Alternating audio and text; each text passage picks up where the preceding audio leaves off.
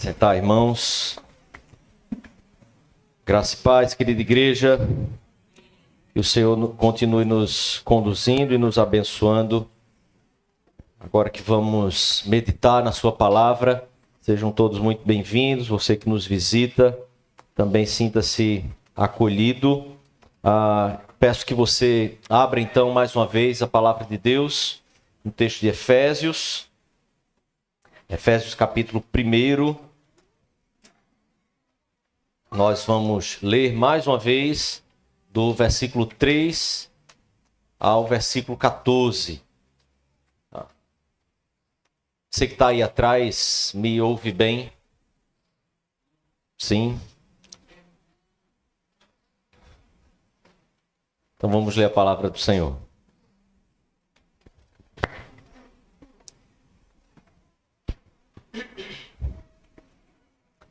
Diz assim a palavra de Deus, irmãos. Bendito Deus e Pai do nosso Senhor Jesus Cristo, que nos tem abençoado com toda sorte de bênção espiritual nas regiões celestiais em Cristo, assim como nos escolheu nele antes da fundação do mundo para sermos santos e irrepreensíveis perante ele, e em amor nos predestinou para ele, para a adoção de filhos por meio de Jesus Cristo, segundo o beneplácito de sua vontade, para o louvor da sua graça, para o louvor da glória de sua graça, que ele nos concedeu gratuitamente no amado, do qual temos a redenção pelo seu sangue, a remissão dos pecados segundo a riqueza da sua graça, que Deus derramou abundantemente sobre nós em toda a sabedoria e prudência, desvendando-nos o mistério da sua vontade segundo o seu beneplácito que propusera em Cristo, de fazer convergir nele, na dispensação da plenitude dos tempos, todas as coisas,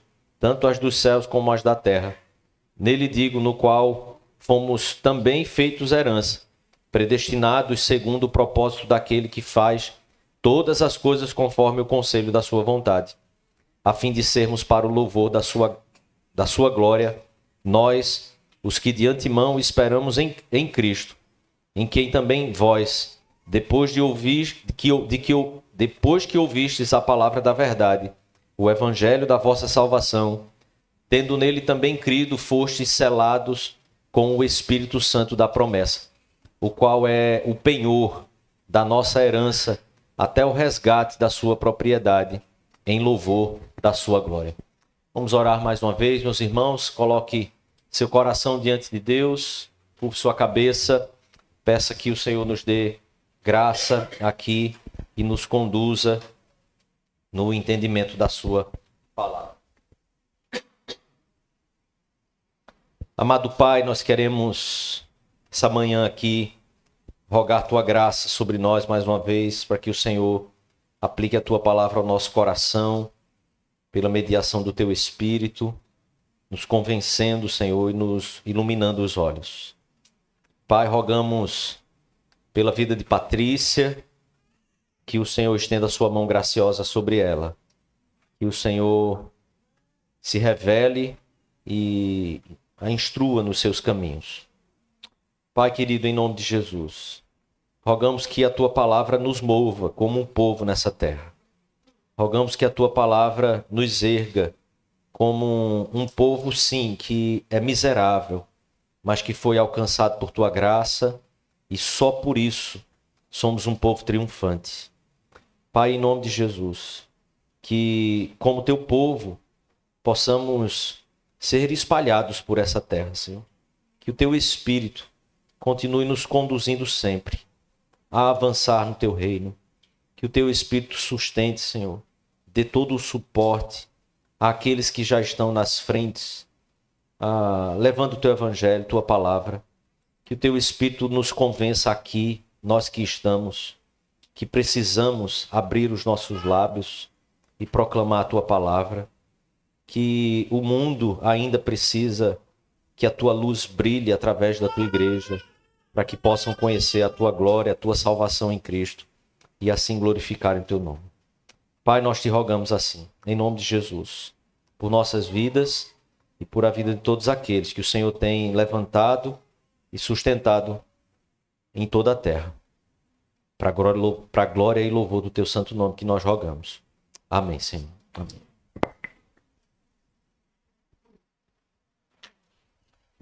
Queridos irmãos,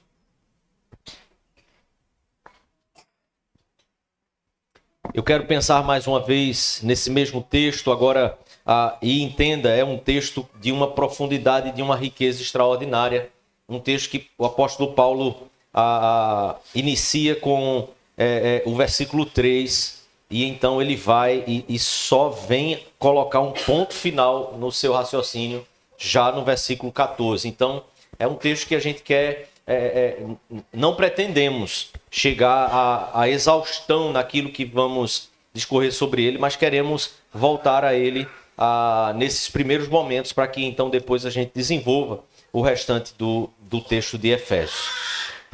Eu quero meditar com os irmãos hoje sobre essa graça, sobre a graça de Deus como sendo essa força fundadora, geradora, formadora da igreja e da vida da igreja, mas também essa graça sendo uma graça que mantém a própria vida da igreja. A igreja é gerada por essa graça de Deus, como também é mantida por essa mesma graça de Deus. Então eu quero pensar aqui como uma ideia central, que essa graça que redime o povo de Deus e forma esse povo como igreja, é também uma graça que transborda na igreja.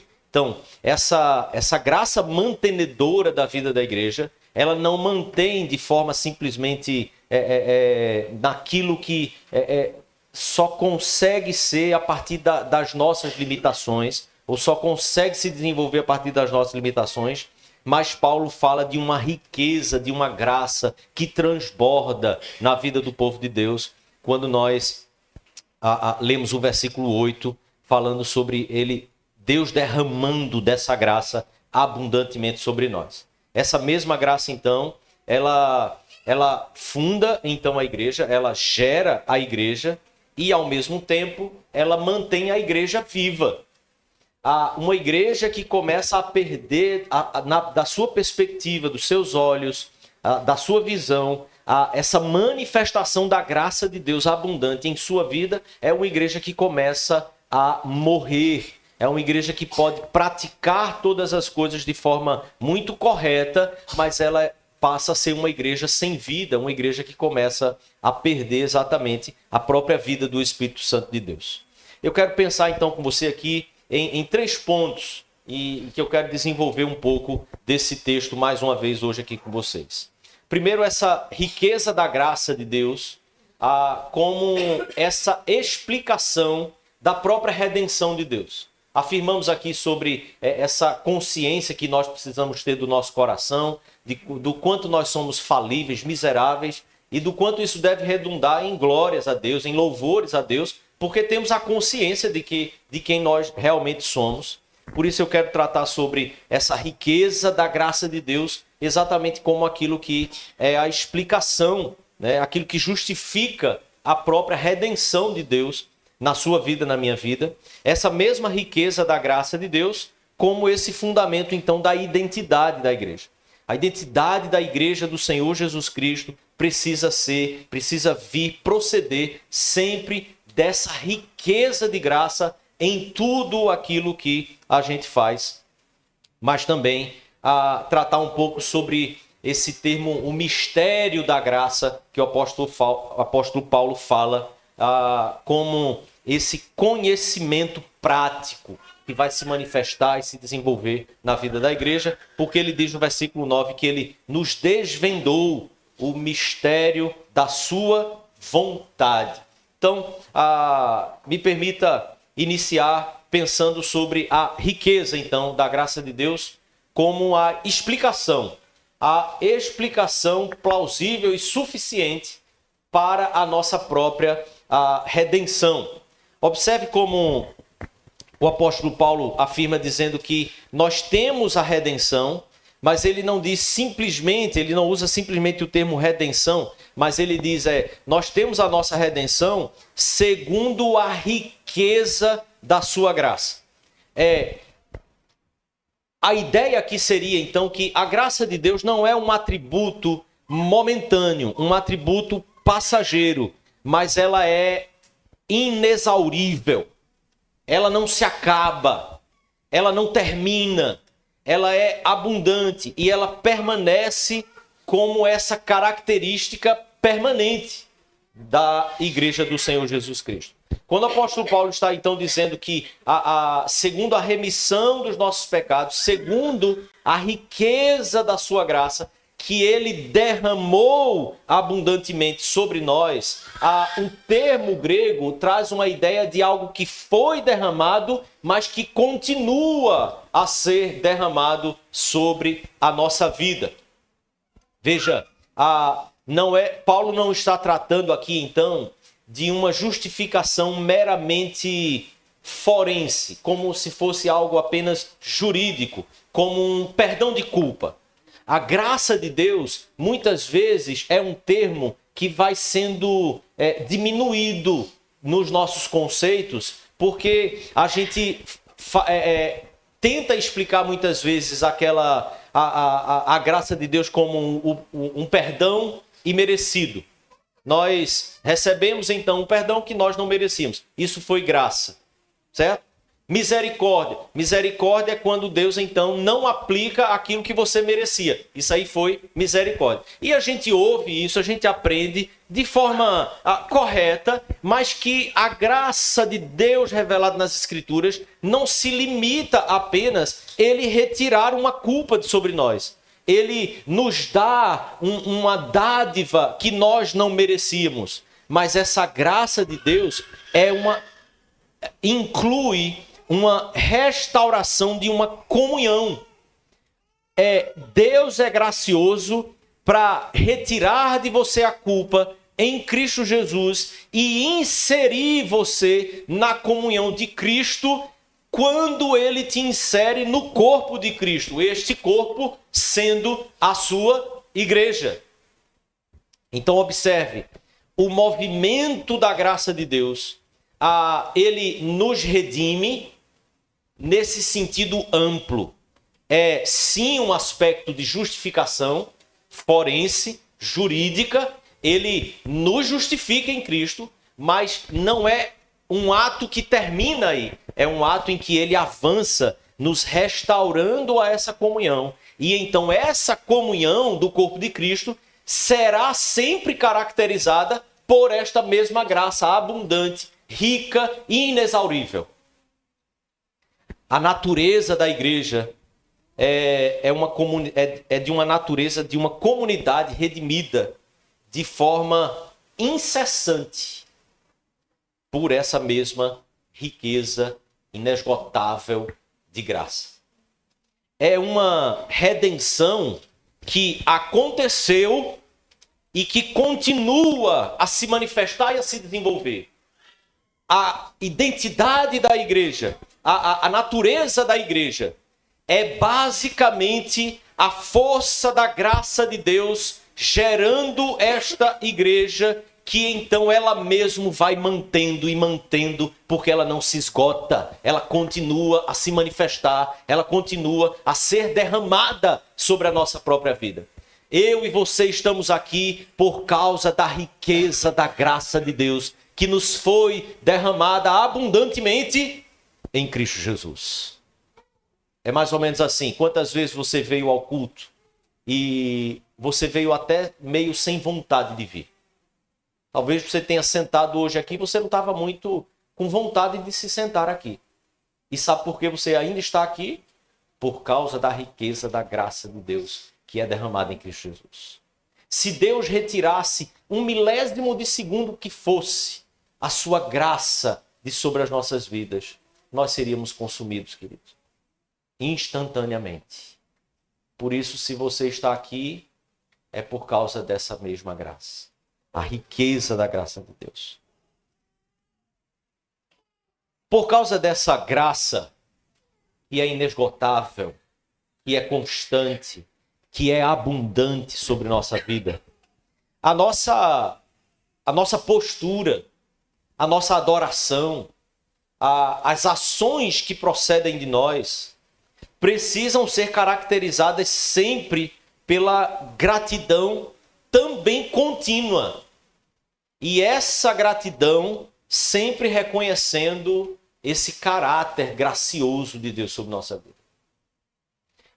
Veja como muitas vezes o seu coração começa a azedar.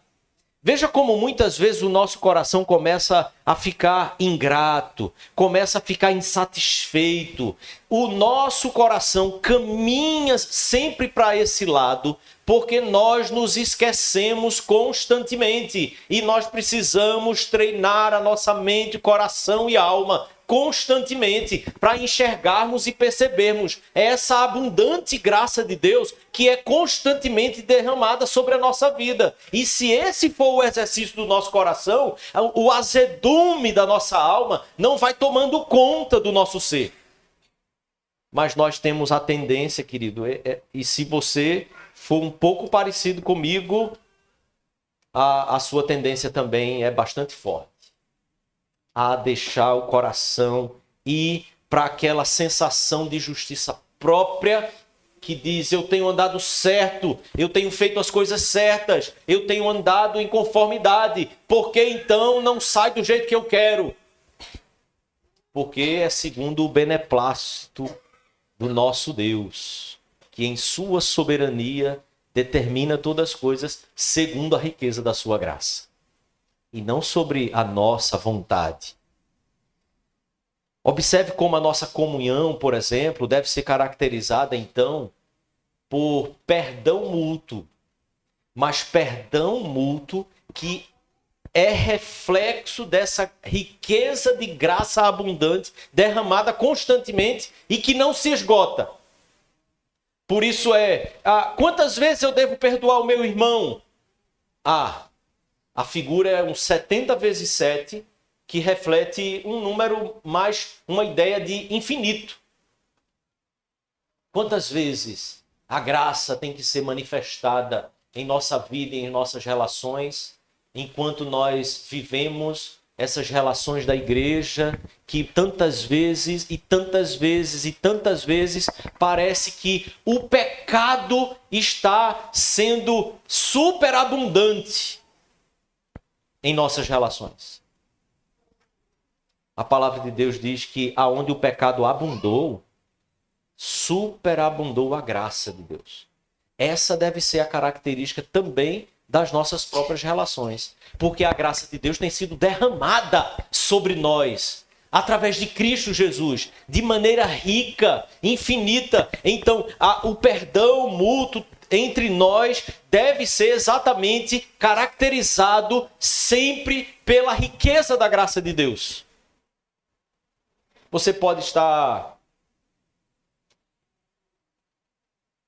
já de tampa cheia. Eu ia usar outro termo, mas não convém.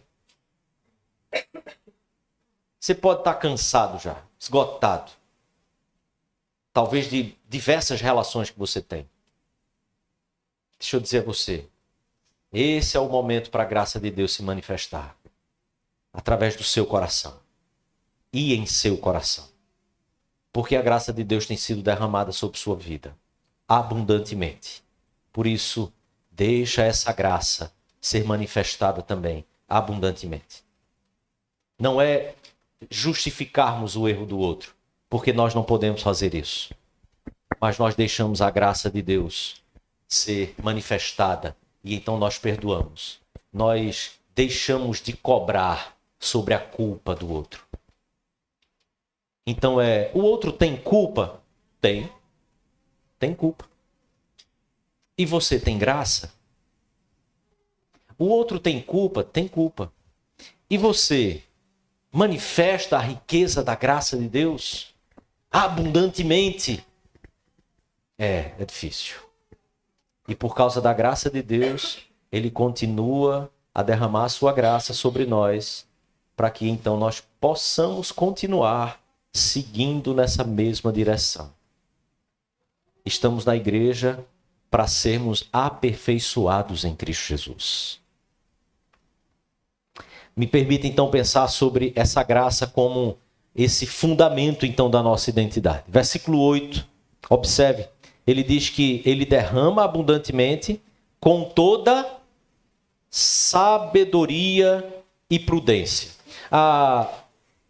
Veja, a linguagem aqui que o apóstolo Paulo usa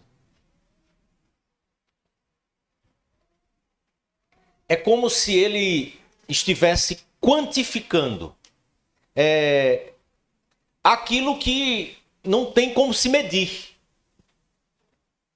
Então, quando ele diz, a palavra grega para riqueza, essa seria uma palavra que talvez a que mais nos aproxime, seria uma fortuna, se fôssemos pensar em sentidos monetários.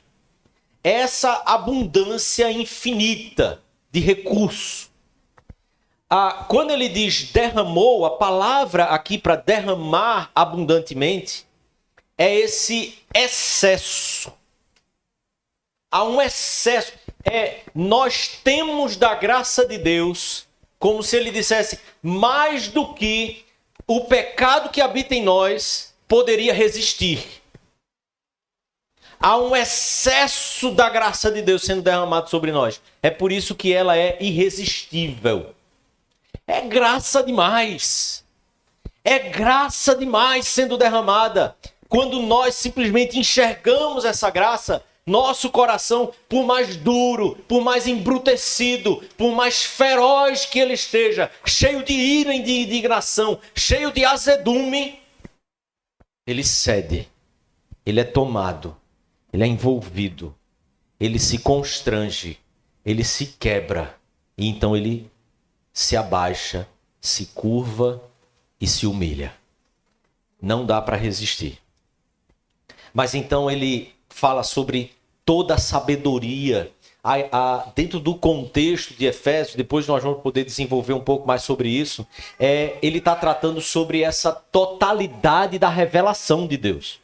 A sabedoria de Deus aqui, que Paulo se refere nos seus escritos, trata-se exatamente sobre aquilo que Deus vem revelando, aquele mistério que estava oculto e que então em Cristo Jesus nos foi revelado. Essa totalidade da revelação de Deus que nos é dada em Cristo Jesus. Mas ele diz que também foi feito com prudência.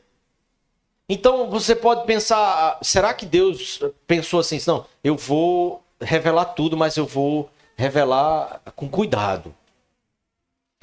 Talvez a ideia aqui seria uma capacidade que o Senhor usou em seu ser perfeito de adaptar de forma hábil os meios e o fim onde ele queria chegar. A sua revelação nos é dada de forma plena em Cristo Jesus. E ele fez isso de forma que ele usou todos os meios da existência e da história para chegar exatamente no fim em que ele desejava. Esse atributo e esta palavra usada aqui nunca é usada nos textos das Sagradas Escrituras para ninguém, exceto Deus. Um termo usado para o Senhor e com pequenas exceções ou raras exceções, quando trata-se de pessoas como Moisés, como Jesus. E então nós estamos falando de um tipo de Cristo, do próprio Cristo que é Deus. Logo, se refere a Deus. Entende isso? Veja, essa ideia aqui é um contraste muito radical com qualquer forma que eu e você possamos desenvolver de uma lógica de salvação, de redenção e de relacionamento com Deus. Deus ricamente, abundantemente, cheio desse excesso que ele derrama sobre nós, nos quebrando com toda a revelação dele sendo dada em Cristo Jesus, de forma que na totalidade de todas as coisas ele estava sempre conduzindo, sempre de forma hábil e perfeita, conduzindo todos os meios da história para chegar então a Jesus Cristo e então ao corpo de Cristo, que são aqueles eleitos de Deus em toda a história para formar o corpo de Cristo na terra e eternamente. Qualquer ideia que fuja de uma salvação, uma soterologia, que seja radicalmente fundamentada na graça e totalmente na graça de Deus, produz ideias que também não são corretas no que diz respeito aos nossos relacionamentos, porque os nossos relacionamentos passam a não estar também fundamentados completamente, totalmente na graça de Deus. Nossos relacionamentos começam a se fundamentar na graça, mas também no mérito. Quando a minha compreensão de salvação é na graça e no meu mérito, como o armenianismo, logo, aquilo que nós desenvolvemos também como fundamento da nossa identidade como igreja, também será sempre marcado como graça e mérito. Facilmente nós chegamos logo àquela situação que diz: tudo bem, eu preciso agir com perdão, mas tem um limite, né? Não dá.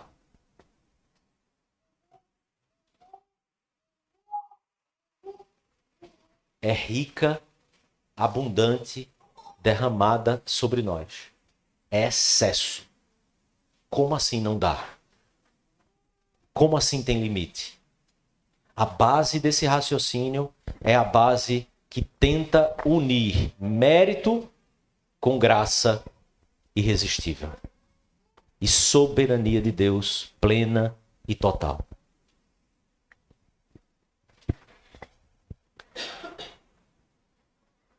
Calvino diz nas Institutas que a graça não é um recurso distribuído de forma finita, mas o termo que ele usa é um dom excedente.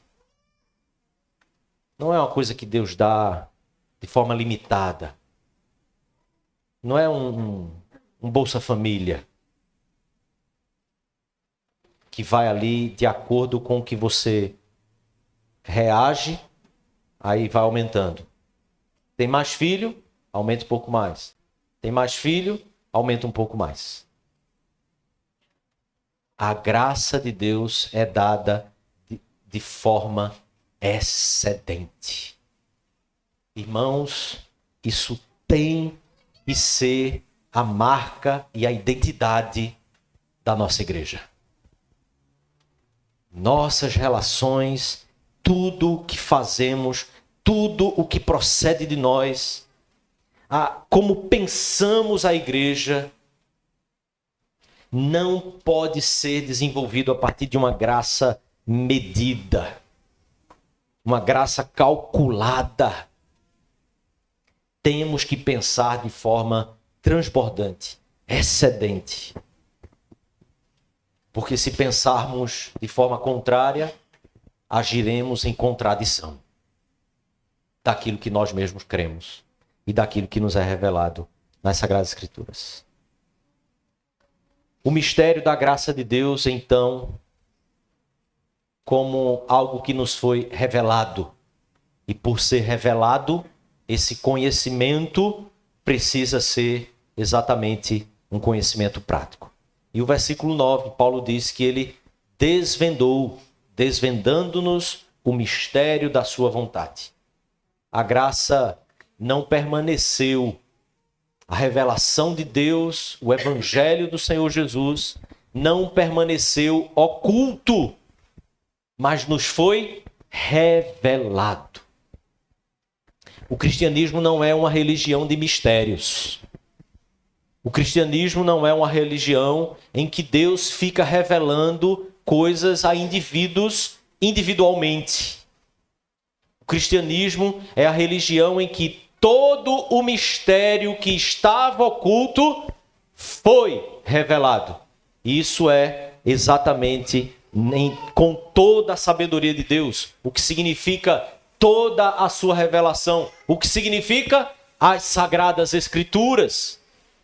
Deus nos revelou em Cristo Jesus toda a sua revelação de si mesmo, do seu próprio Filho, que aponta para ele. Sendo isso desvendado, sendo isso revelado, sendo isto algo que nos foi tornado conhecido, isso precisa ser algo realmente manifestado de forma prática em nossas ações. O vocabulário aqui que Paulo usa para mistério será um vocabulário que ele vai desenvolver em toda a carta. Nós vamos ter essa palavra voltando ao nosso tema aqui.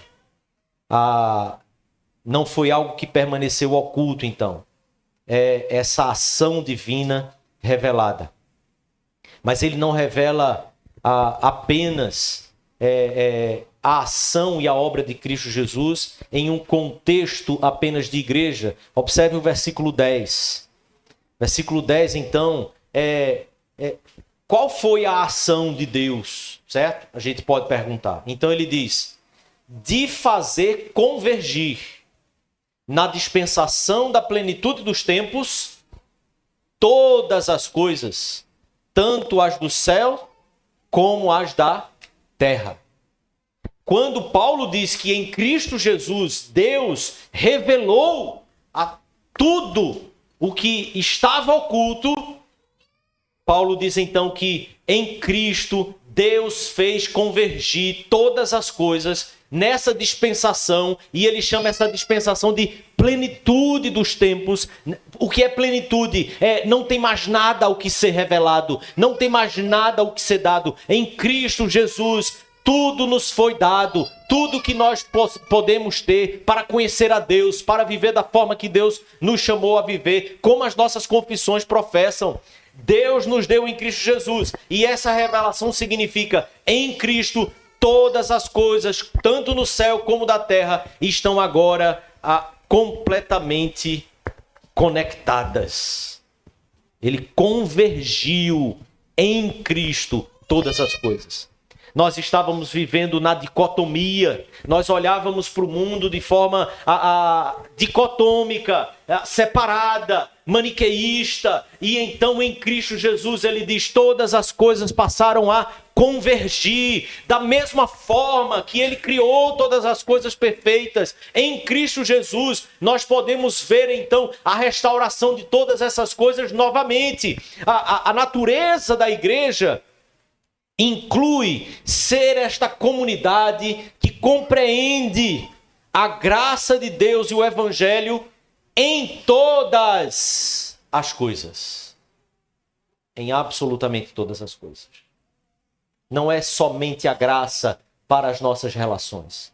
Não é somente graça para fazermos coisas de crente. Não é somente graça para fazermos coisas de igreja. É compreender o Evangelho, a graça de Deus sendo derramado sobre nós, mas compreender isso em absolutamente todas as coisas.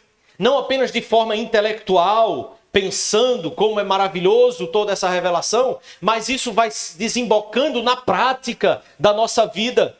Não de forma como a dicotomia que o mundo nos ensina, apenas espiritual, mas na concretude ordinária da nossa vida.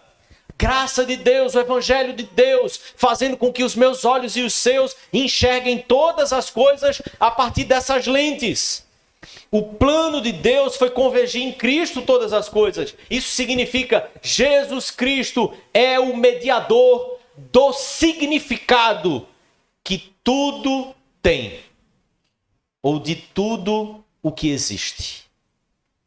Jesus Cristo é o mediador para que eu, você e toda a humanidade possa de fato compreender a realidade de todas as coisas.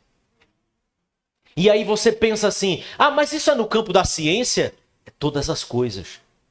Mas isso é no campo da filosofia? É todas as coisas. Mas isso é na forma que a gente lê a história? É todas as coisas. Isso é na forma que a gente olha para o espaço? Todas as coisas. Jesus Cristo é o mediador do significado de absolutamente todas as coisas. O Evangelho da Graça seria uma norma hermenêutica. Sabe o que é isso? É a regra pela qual você interpreta alguma coisa. O evangelho da graça de Cristo é a norma para que eu e você, a norma hermenêutica, para que a gente possa compreender toda a realidade. Pare de olhar para o evangelho como se fosse um manual de instrução para as suas relações interpessoais. Pare de olhar para o evangelho como se fosse um manual eclesiástico, um manual presbiteriano. O evangelho é a forma, a norma hermenêutica que eu e você olhamos para o mundo e então compreendemos cada coisa, sempre a partir de Cristo Jesus. Ele não é apenas um meio para que a gente entenda o significado de como a gente precisa fazer missões. Isso é também. Então por esse evangelho, e só por esse evangelho, o ser humano pode compreender o que significa o estado dele neste mundo. Quem é ele neste mundo? Só por esse evangelho um ser humano pode se perceber como pecador. Só por causa da verdade desse evangelho, que muitas vezes, mesmo aqueles que não ouviram o evangelho, se entendem como pecador. Porque este mesmo evangelho do Senhor Jesus Cristo é que já anunciou isso para o mundo. Somente por esse evangelho, uma cultura pode ser caracterizada como ímpia. Você já percebeu como a antropologia, que não tem o evangelho como norma hermenêutica, ela diz que nenhuma cultura pode ser colocada ou caracterizada como superior ou inferior. É apenas cultural. Então é tudo igual. É tudo bom. É cultural. Aquilo é a questão de como aquele povo entende as coisas. Somente olhando para o mundo pelas lentes do evangelho é que nós podemos então definir o que é certo e o que é errado. Em todas as culturas, de todos os povos, de todas as tribos, de todas as línguas e de todas as raças. A obra expiatória de Cristo tem ramificações redentoras para todo o universo. A obra redentora de Cristo encontra absolutamente toda a realidade. A vida da igreja deve ser uma vida que é marcada por esse contraste. Esse povo enxerga Jesus Cristo em tudo. A vida da igreja precisa ter Cristo exatamente como centro. Porque essa graça abundante, derramada com toda a sabedoria e prudência sobre nós, é a graça do nosso Senhor Jesus Cristo. Você não perdoa por causa do outro, você perdoa por causa de Cristo. Você não trabalha por causa de você mesmo, você trabalha por causa de Cristo. Porque Deus fez com que todas as coisas convergissem em Cristo, na plenitude dos tempos.